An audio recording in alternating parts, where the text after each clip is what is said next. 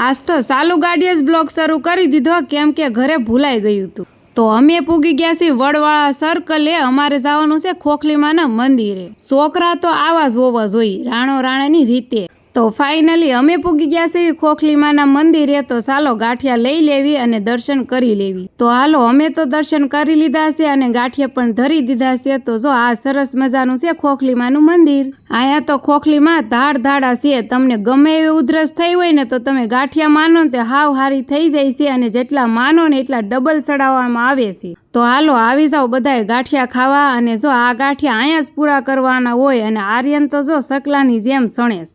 તો ગાંઠિયા થઈ ગયા પૂરા અને અમે ચડી ગયા રોડે। તો જો આ શોખ કહેવામાં આવે છે, કયો શોખ છે ને એ બધા કોમેન્ટ કરજો। તો સાજીતે અમને રસ્તામાં જ ઉતારી દીધા કેમ કે મારે નારિયેળને પાણીપુરી ખાવી હતી। તો આ મંદિરે કોણ ગયેલું છે કોમેન્ટ કરજો અને આપણે મળશું નેક્સ્ટ વિડીયોમાં। Thanks for watching, by.